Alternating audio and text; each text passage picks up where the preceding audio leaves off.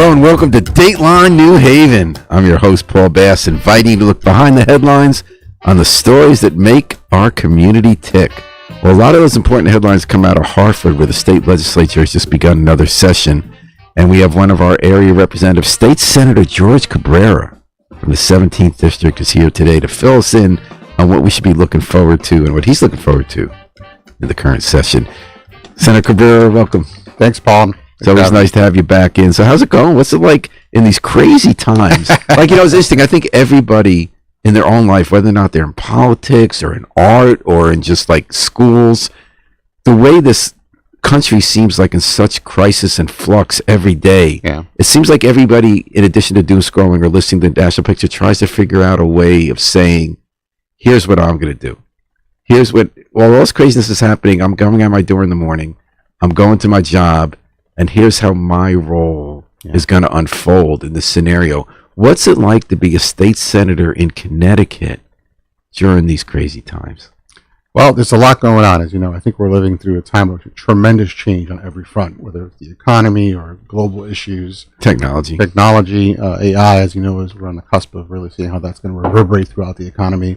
Our politics, of course, is trying to grasp all these issues. So there's a lot of incoming. Right now in Connecticut, we're trying to do the best we can to shore up a lot of the supports and programs we have for our citizens through backfilling them with state dollars, and hope and pray that no more cuts come from D.C. Yeah, how likely is that prayer to come true? I don't feel that confident about it. I think this administration has shown over and over again that they're willing to be vengeful, take money from the state of Connecticut that is illegally theirs, has been allocated by Congress, and we have to be prepared. And we are. We're suing them. We're trying to fill the gaps as best we can and be proactive about making sure we protect our citizens. So, George, you're in your third term, correct? Yes. Okay. So what's different now? What have you learned about how do you get things done? I think relationships are really important. It's very important, to build solid, trusting, communicative relationships with lots of people to make sure they understand where you're coming from and the needs of your district. We've been able to do that in the 17th. We've got a lot of infrastructure projects that we've been able to get money for, roads, bridges. And the 17th is Hamden and Sony, Beacon Falls, Bethany, Derby, Naugatuck, and Woodwich. And there are different kinds of legislators, right? Some are very good at, and this isn't a criticism at all, calling attention to themselves, kind of making a name, picking an issue. Other people tell me if I'm right about this, seem to be kind of people who are really team-focused first. Yeah. They feel a lot gets done that way, and that's just more what their personality is like. Mm-hmm. Are you more the latter? Are you good at, like, getting Mom Donnie videos of yourself viral? The way I grew up, I'm all about the work. Like I try to get the work done. I believe that if you focus on serving your constituents, the credit will come, the accolades will come. You don't have to go out seeking for them. People know.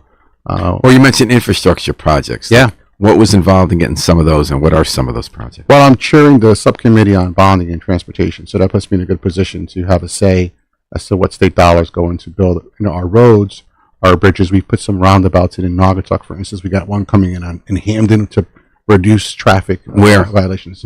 On Circular Avenue in Hamden, that's coming up soon. We've done some new bus transit investments up and down Dixwell Avenue up to the New Haven border that are going to start to come into fruition, and you're going to see more and more of that. And that's important because, as you know, people roundabouts are interesting. Like, of course, we geeky people love them, right? We love roundabouts. Yeah, because they're safe. There's no lights. There's kind of flow going. Yes. Are we going to look back in 20 years and say, we're crazy? It was like running over with Tesla trucks and this thing. As you may know, roundabouts in Europe and other places are quite common. And, we've seen so many people, unfortunately, pass away on our roads because of the way people are driving, that it's not only, a safety issue, which it is, but it's also, I think aesthetically pleasing as well in many intersections. And I read the other day in the Independent that the craziest intersection I've ever seen in my life, which is the Whaley, Dixwell, Goff, Elm, Broadway. Yeah. The Hydra-headed one. They're going to put a roundabout there. I wonder what that's going to be like, because so many cars come from major arteries, especially at rush hour. And I'm just wondering, that's going to be kind of something. That's going to be like an art movie to watch. Yeah. I've had constituents unfortunately pass away on Dixwell Crossing, and people getting hit by cars or car accidents. And so we want to really lower that. We've done a lot of traffic calming with Mayor Elliker in collaboration with him in Hamden, making sure that southern part of Dixwell Avenue is as safe as possible. Mm-hmm. So we're talking to Jorge Cabrera, State Senator, about the new legislative district. So before we went on, you were telling me about some of the top priorities for the session within the context of what you already mentioned, that you feel this is a time to try to preserve stuff that's being taken away that was already approved, whether it's rights or money. And the first thing you brought up was healthcare. Yep. You're co-chair of the Insurance and Real Estate Committee. I didn't realize that meant health insurance. Yeah. Okay, so already there was one decision made. There was a $313 million fund created to say, in general, when the federal government cuts stuff, here's what we're going to make it up for now, not a long-term solution. Right. And you give the governor the right to step in with that. How's that working, and what's going to be done with people losing their health care and no longer being able to afford their health care because of the rise in premiums from the temporary? And it is, to be fair, we should always mention that it was temporary, that the Obamacare subsidies were extra done during the pandemic, and they're being taken away. So all of a sudden, a lot of families are looking at $1,000, $2,000 a month premiums that they really can't afford. Correct. So what are you doing about that? So in November, we went into special session. We allocated $500 million to give the governor the ability to deal with some of these. Oh, is that different from the $313 million? That's what's left.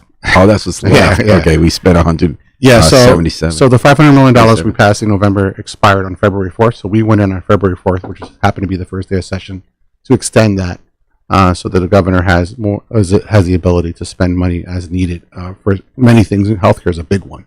But those subsidies expiring at the end of last year have impacted so many of my constituents. Do we have a sense, like numerically, any estimates about how many people lost the coverage? Oh, it's in the thousands. I wouldn't know off the top of my head, but I've gotten phone calls and emails from people who are looking at 100, 200, 300% increases in their premiums and deductibles. It's simply unsustainable. So of that $187 million we've already drawn down, how much of that was for health care? About $70 million, I believe. $71 million. And what's that going to do? Is that going to do it?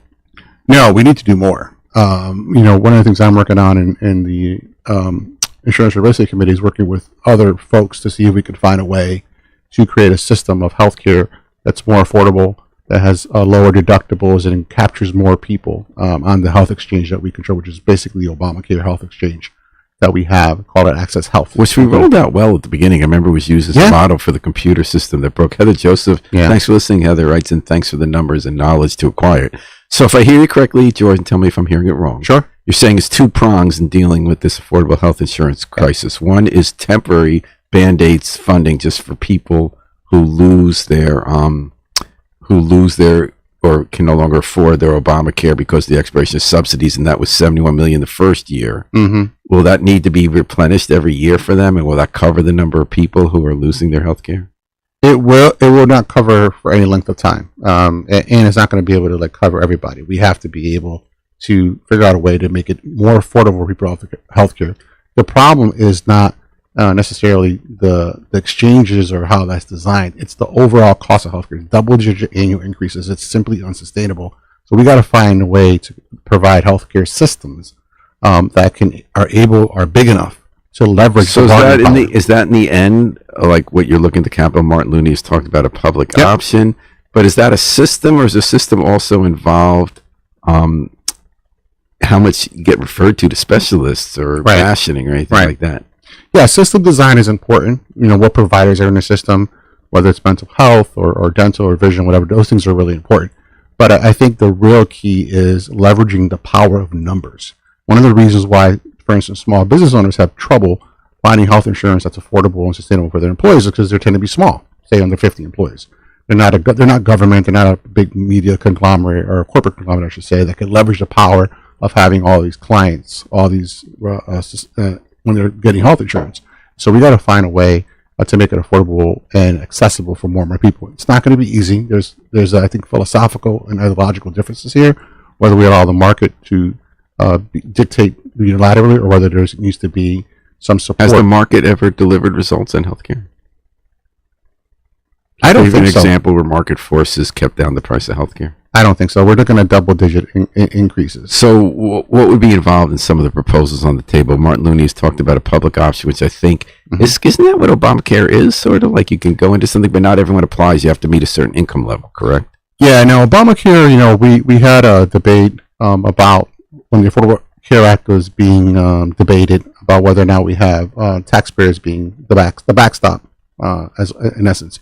What we ended up with was a product where you provide an exchange, and there's a criteria for what certain insurance plans, how they are designed and be affordable. We still have vast majority of private healthcare, except unless you're on Medicare or Medicaid. So in other words, if your income was you make too much money to be on Medicaid, Yep. so you can go on the exchange because you don't make more than a certain amount. Yep. And then we have an exchange, meaning a lot of private insurance companies have a state-approved product Right. that's affordable that they get to make money on in return for having certain rules, although in practice they still try to deny you your health care.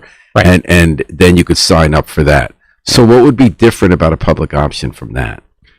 Allow more people in? You allow more people in, and then create requirements. You hit the nail on the head in terms of like what the system, the health insurance product, the system, what you're going to provide, the mandates that we have in the state. You have to provide, for instance, certain cardiovascular access to cardiovascular care, certain cancer treatments. And Looney always talked about that. Like if it's cheap but you're not getting anything, what good is it? So would there be any income requirements, or would anybody be eligible for the public options? Would any company be able to join it, and would it be just an extension of the state system and then you're in it? There's some debate about that right now. We have the partnership plan, which is, some people are in favor of getting more small business owners, more municipalities into that plan. The idea being the more people you have in the plan, the more leverage you have to negotiate better rates for folks, which I think has worked. We're going to debate that. There's a lot of conversations and debate that has to happen around what that looks like. But my bottom line, my North Star, is that we have to find a way to make not only health insurance accessible, but affordable for individuals and for small businesses. And we have to find. And how do we do that when it costs so much? Can it ever be done through private companies making a profit? Mm-hmm. Or do you need single payer health care? Or is that just too impossible for a small state? Vermont tried single payer health care and they couldn't do it because they were too small of a state to have enough people in the pool who weren't sick to kind of pay for it. Right. We're going to have that conversation, and it's a legitimate debate on how we would do it. What I know is that double-digit increases in healthcare is simply affecting negatively too many people, including our small business community. Yeah. So, I'm really ignorant about this stuff, George. So I look at the pharmacy benefit plans, right? So that CVS and these other companies have divisions that get hired under this theory that we're going to bring the cost down because you hire them to decide which pharmacies prescriptions are approved, and then you have volume. But in truth, they actually use it to raise prices on prescription drugs because they also own the other entities that benefited from that. Correct? Right. Is that the right read? So is that relevant to the discussion to how you would do a public option when you're dealing with private companies? I think yes. Pharmacy. That's one of the big drivers of medical healthcare inflation is pharmaceutical cost. And I think everything has to be on the table. It's interesting. I think Donald Trump has identified two of the cores of the problem, and I disagree with him very much of how he addresses it. Right. When prescription drugs are too much, but is he going to go after the profits of the company and actually involve people like the thing he set up, which I think is good. It affects very few people, right? And whether having profit in the system is ever going to work, and whether these cheap plans that they're marketing is a way to just fleece people to pay up for plans that are never going to deliver for them when it counts because so little is covered. Yeah, the catastrophic plans where you have an $8,000, $10,000 deductible before you start to benefit from and they still try to deny you when you're in on technicality because they're sensitive. We talked with prior authorization, for instance, last time with Senator Looney. Right now we're looking closely at the rise of AI. I have met with many doctors in my district who are struggling with AI claim denials on medically necessary procedures they've requested for their patients. They're spending a lot of time and a lot of money fighting the insurance company. But it's so funny how complicated this is, how important it is, and how we've been talking about it since the Clinton administration. I know. I often feel like you remember that game Whack-A-Mole? Yeah. And here comes the pharmacy benefits. Yes. Here comes the preconditioning condition. So a lot of times in my job in insurance, I feel that way. I feel like I'm playing a game of Whack-A-Mole where I feel like I've solved a certain aspect of the problem, and then it pops up somewhere else. And it's not simple. No. So George, what I'm getting from you is that you don't have you have goals in mind. You want to be affordable. You want it to include good coverage. Yes. You aren't sure what form it would take right now. Do you have any kind of leanings of where you'd like to see us go? I don't, but I think, like I said, my North Star is how can we get people good health care that they can afford for their employer as well. Individual and the deductibles aren't too high.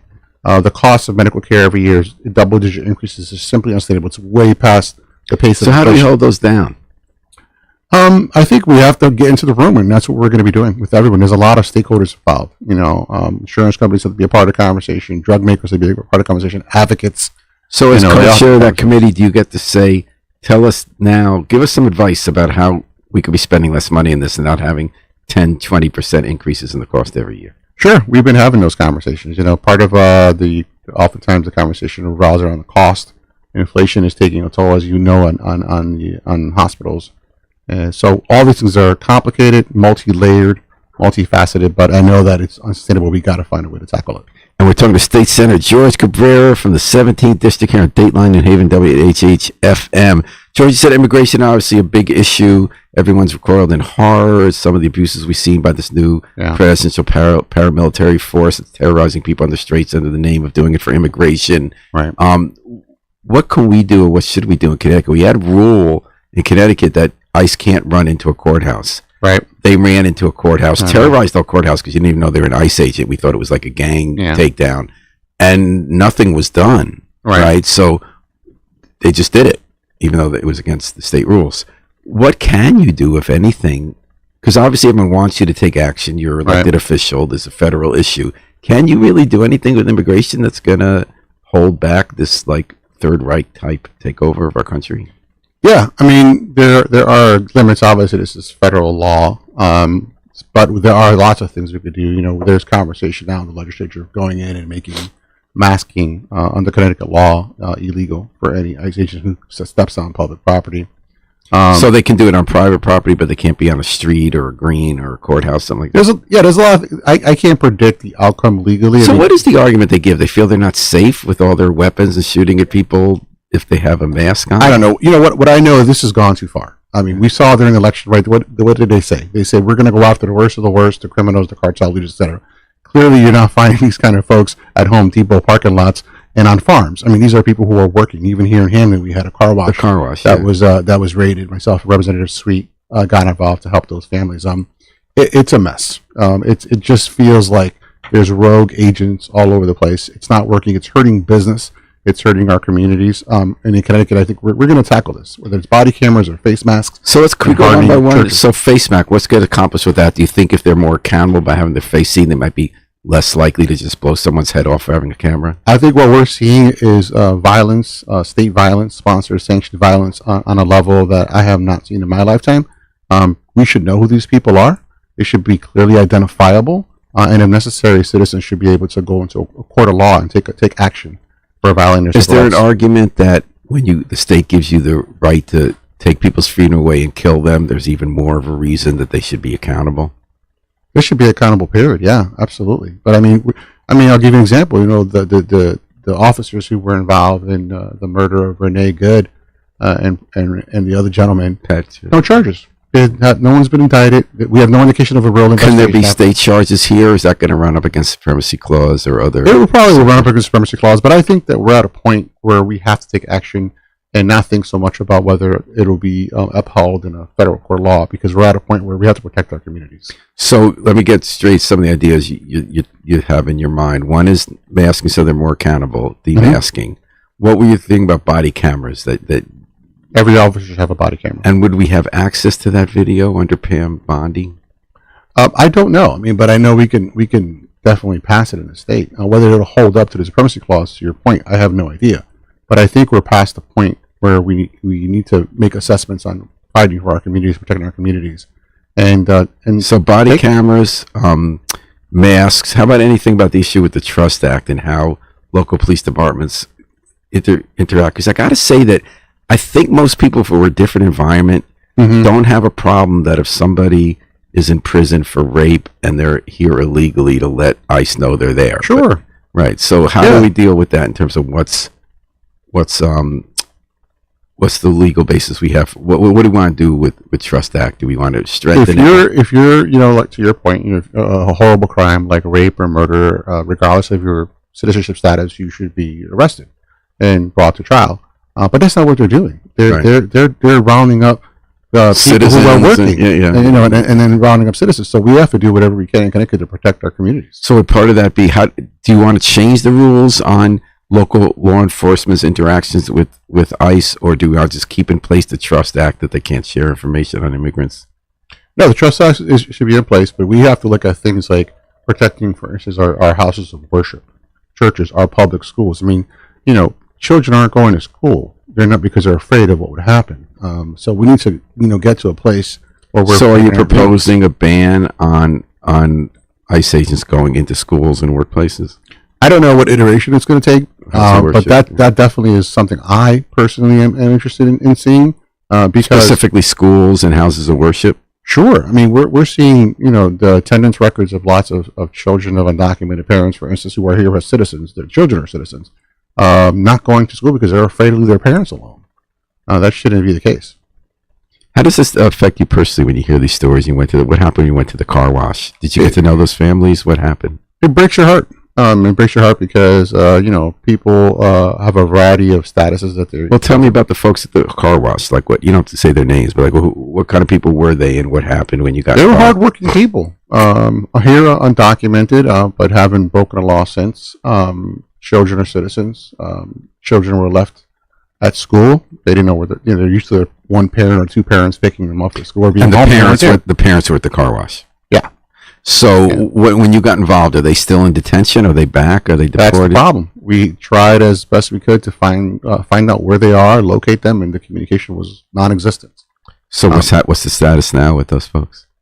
I honestly don't know, and that's the problem. The problem is there's no communication, and a lot of these actions are often happening in a very cavalier manner.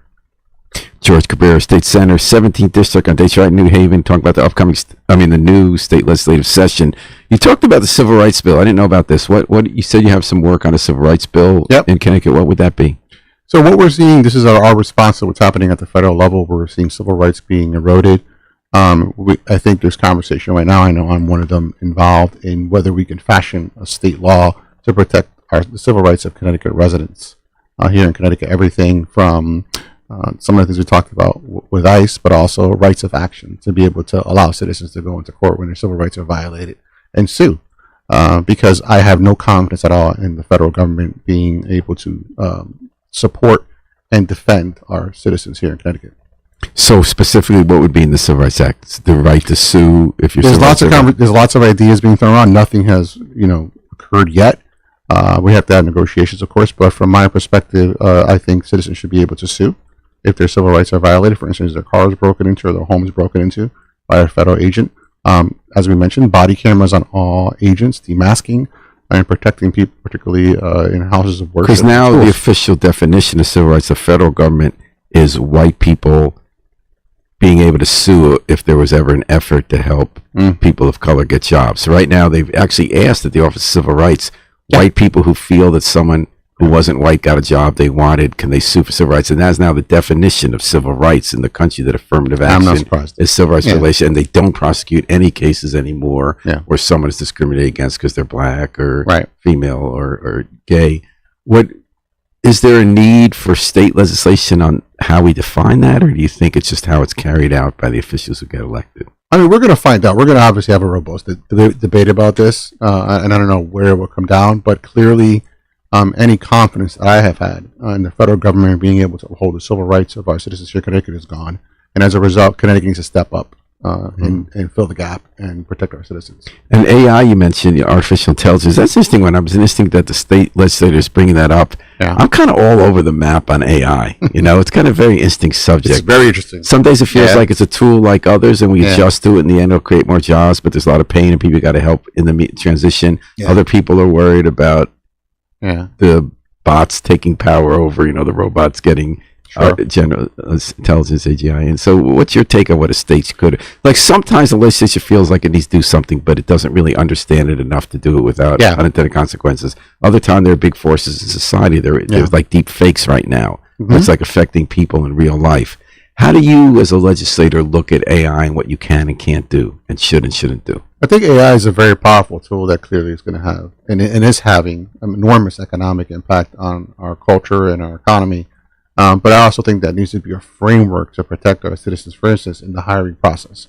There's plenty of data from McKinsey and other organizations that these AI systems unfortunately discriminate against people of color and women in the first stages of hiring process. So, how does that happen? I'll tell you a quick story. I learned this in my own family. So my son said he had to go to an interview for a job at CVS, and I had waited in my day and during my age, you put a tie on and khaki pants and you went to the store and met with the manager. And I noticed some time had gone by. He hadn't left his room. So I knocked on his room and I said, "What's going on? I thought you said you had a job interview." He said, "Yeah, I just did it." And I said, "What do you mean?" He's like, "Yeah, I just sat online and talked to someone, and it was an AI." And so at that first level for him, even for these like jobs that are like, oftentimes looked at as What kind of low-level job jobs. what kind of job was it? It was just an associate job at CVS. How old's your son? He was 19 at the time, or 20 at the time, something like that. So these systems are more and more. So what getting happened? involved. Was he discriminated against? He wasn't hired, but we don't know why. There could be there's someone else more qualified. But McKinsey did a study on this. Senator Maroney in the state Senate has been a big champion of this to figure out a way to protect people from being discriminated. And so McKinsey found that equally qualified people of different races, they turned the person down. There's data on that, absolutely. That's really interesting. And housing too. The approval of loans or finding property oftentimes, because these systems they're designed by human beings. Human beings by nature have blind spots. I have, we all have blind spots. So are you working on legislation about that, or Democrats in Senator general? Maroney's taking the lead on this, and I've been supportive of what he's doing. I know that our caucus is concerned about the role of AI. So AI is powerful. It can be used very well. I am concerned about protecting people's civil rights around it, and I'm also particularly concerned about the impact it's going to have on jobs, particularly jobs in warehouses and kind of those kind of jobs that people are entry-level jobs are really important. And then we also talked about election security. That's a big issue in other states, and where they're asking for voter rolls. What concerns about Connecticut? What you want to be doing this session to prepare for the big election coming up? That some people are worried the president's not going to allow to take place in a fair way because he might lose. Yeah. We're protecting our voter rolls in Connecticut. Secretary Stephanie Thomas has done a great job in protecting us. We've actually had a request from the federal government to have access to our federal voter rolls. We said no. And so there's going to be probably more conversation about what kind of laws we can pass to protect our voter rolls, our databases, and our polling stations to make sure that people feel safe going to vote. So before I let you go, you've announced for a fourth term. Yep. Well, how come you want to stay in? I love the work. I love serving people. I think we've done some great work bringing economic development dollars to the state of Connecticut. It's a great district. It's the diverse district economically. And it is a really interesting district. You got the Valley, you got Hampton. Yeah, I've got working class people, middle class people, professionals, people from all walks of life. It's really quintessentially what America, in my view, should be. And I love serving the folks. I love making sure that we have the resources to thrive. And that's what I've always wanted to do. And you feel like you can make a difference. Yeah. I think we're living in exciting times. It's challenging times. There's scary times at times, but we're living in times of lots of motion and lots of change, and I want to be a part of that change. That's awesome. And what about the national debate about the sole Democratic Party? Do you think it's a real argument? Like, my theory is that it's not a real argument. Mm-hmm. That Slotkin and Mamdani and Spanberger were all actually running the same campaign on affordability, just with different characters in the videos. But other people say it's a genuine, like, abolish ICE, don't abolish ICE, reform it. And then, in fact, the base wants a harder line, and that the center is worried that the route back to power needs to include a lot of centrists in different parts of the country. And the other side says center versus left, misunderstanding what the real desire is, which is for genuine passion. There are people who vote for Donald Trump and Bernie Sanders and AOC. I mean, that really what people are looking for is more of a class-based, non-ideological, but hardcore push against sort of the wealthy people who are dominating the system. What's your take on all that? My take is that right now we're living in the Trump era, where so many things are being eroded that we took for granted. Mores, laws are being violated, and I think we need to be united as possible to fight back at all levels of society against this fascist attempt to take over our country. I just finished watching Ken Burns' documentary on America, and how was that? It was amazing. I really, I like history. I learned for the first time the number of people that were involved in that revolution who spoke different languages, the tribes, the role of the native tribes in that. Our history is so incredibly rich in diversity of people from all walks of life, speaking different languages, coming with different interests, and somehow, some way, fighting to make sure that they want freedom. And I'm looking forward as we around the corner on the 250th anniversary of the founding of this country that we are going to be witnessing, I hope, and I pray, a rebirth of that American spirit. And that's what I'm looking forward to being part of. All right. Well, that's a good way to end it. State Senator Jorge Cabrera, thanks so much for coming back on Dateline New Haven. We love when you visit. And good luck back at the Capitol. Thank you. Thanks to Harry Drost behind the controls as always. We're going to take it out with the Afro-Semitic Experience performing I Wish I Knew How It Would Feel to Be Free from the group CD, A Plea for Peace. This is Paul Bass inviting you to fly free with us all day, all night, and all weekend long at WNHH, New Haven's home for community radio.